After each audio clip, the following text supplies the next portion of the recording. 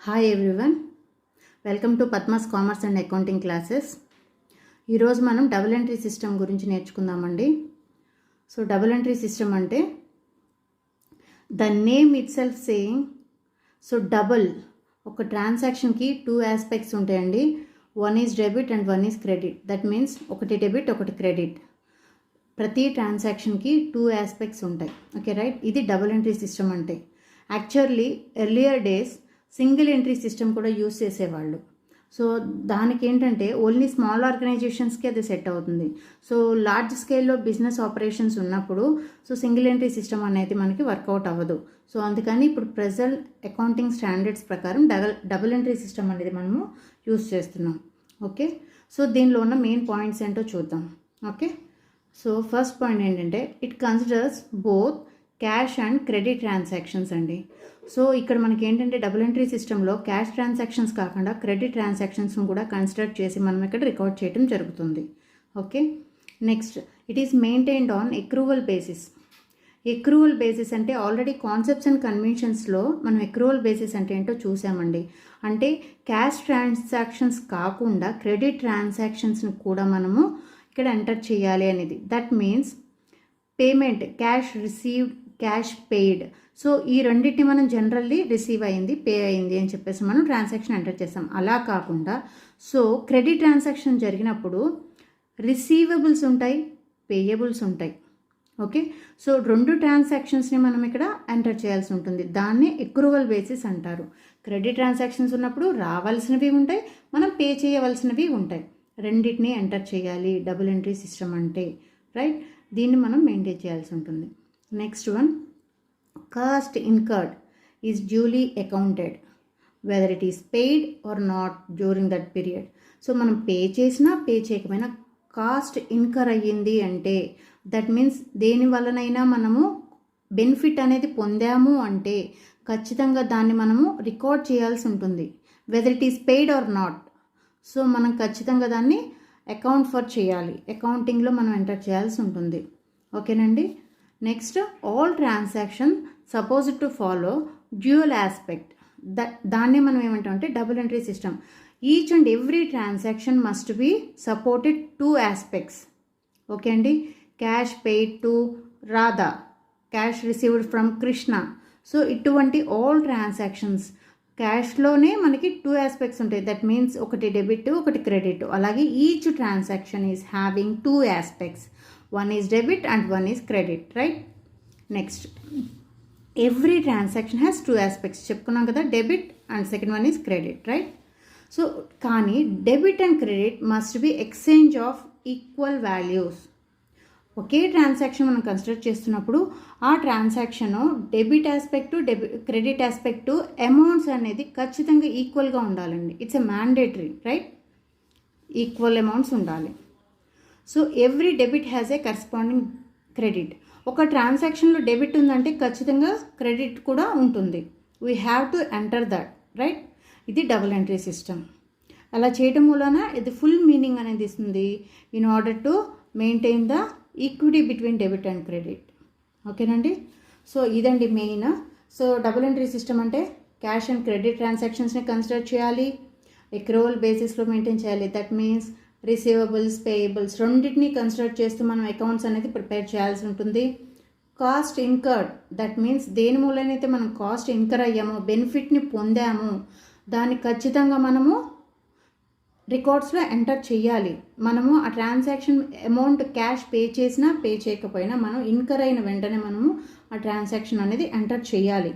Right, so ఇది two aspects ఉంటాయి. Dual aspect method మనం ఫాలో అవుతాము, దాన్ని డబుల్ ఎంట్రీ సిస్టమ్ అంటాం. Right, so every debit has a corresponding credit. Okay, exchange of equal values, debit credit ఈక్వల్గా ఉండాలండి. This is mandatory. Right, okay, so equity between debit and credit ఉండాలి. Okay అండి. Next మనము merits of double entry system గురించి తెలుసుకుందాం. Okay, merits అంటే generally మనకు అర్థమైపోతుందండి, complete record of each and every transaction. So ఇది ఏమవుతుందండి, కంప్లీట్ రికార్డ్ అనేది ఉంటుంది. ఒక ట్రాన్సాక్షన్లో డెబిట్ ఆస్పెక్టు క్రెడిట్ ఆస్పెక్టు రెండింటిని మనం కన్సిడర్ చేసి ట్రాన్సాక్షన్ చేస్తున్నాం కాబట్టి కంప్లీట్ రికార్డ్ అనేది ఉంటుంది. ఓకే, మనకి ఎక్కడ ఏ ట్రాన్సాక్షన్ అవాయిడింగ్ అనేది జరగదు, right. Second one, frauds reduced to greater extent. Frauds అనేది జరగటానికి స్కోప్ చాలా తక్కువ అండి. ఇట్స్ వెరీ చాలా తగ్గిపోతుంది అనమాట.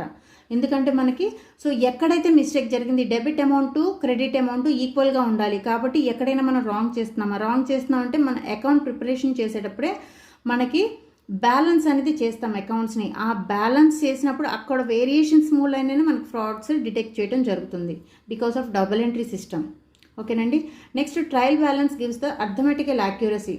దట్ మీన్స్ ట్రయల్ బ్యాలెన్స్ చేసినప్పుడు మనము సో దాన్ని బ్యాలెన్స్ చేయాలి. That means debit side credit side రెండింటిని బ్యాలెన్స్ చేసినప్పుడు ఇఫ్ ఎనీ చేంజ్ సో మనం అప్పుడు సస్పెక్ట్ చేయొచ్చు, ఎక్కడో something mistake happened, we have to correct it అనేది మనం ఐడెంటిఫై చేయొచ్చు. అక్కడే మనం అర్థమెటికల్ యాక్యురసీ రావడానికి మనకి సో 100% మనం ట్రై చేయడానికి ఇక్కడ స్కోప్ ఉంటుందన్నమాట ట్రయల్ బ్యాలెన్స్ ప్రిపేర్ చేసినప్పుడు, రైట్.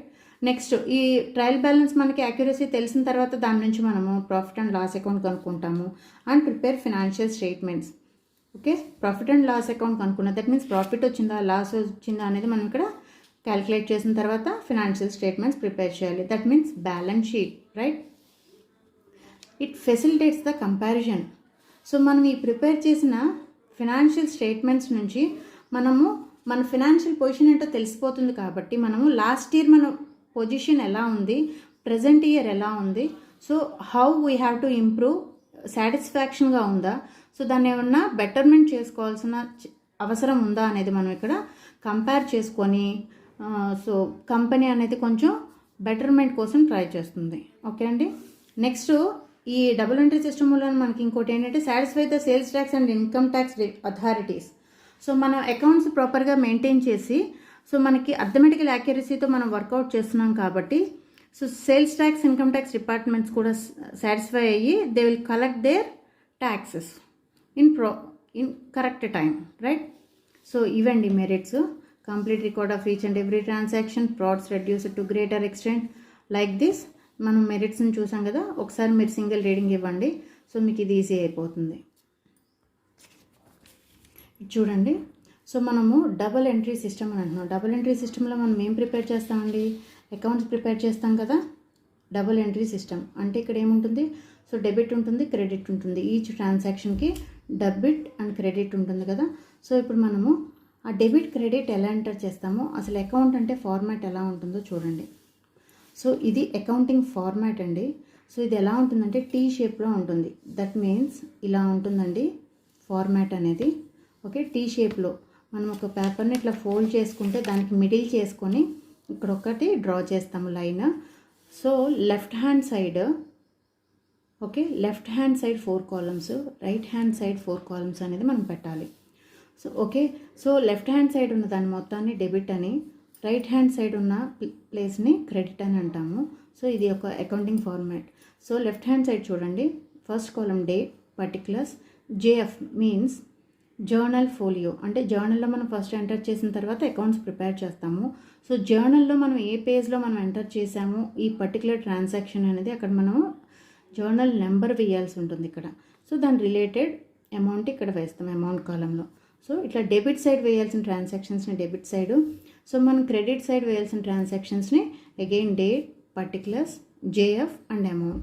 ఇక్కడ కూడా డేట్ వేసి పర్టికులర్స్ ఆ వివరాలు ఏ ట్రాన్సాక్షన్ ఇది, సో ఆ ట్రాన్సాక్షన్ డీటెయిల్స్ ఏ పేజ్లో అయితే జర్నల్లో ఏ పేజ్ నెంబర్లో అయితే మనం ఇక్కడ ఈ ట్రాన్సాక్షన్ ఎంటర్ చేసాము అనేది, సో దాన్ని వేసి ఇక్కడ అమౌంట్ అనేది మనం వేయాల్సి ఉంటుంది రెస్పెక్టివ్ కాలంలో, రైట్. సో ఇది అకౌంట్ యొక్క ఫార్మాట్ అండి, డెబిట్ అండ్ క్రెడిట్. సో ఇది అయిపోయిన తర్వాత దీన్ని బ్యాలెన్స్ చేయాలి, అమౌంట్ కాలమ్స్ దగ్గర బ్యాలెన్స్ చేసి ఓకే ఈ అకౌంట్ని కంప్లీట్ చేస్తాం. ఓకే అండి, I hope you all understand. If you have any doubts, please comment. If you like my videos, please like, share and subscribe it. Thank you.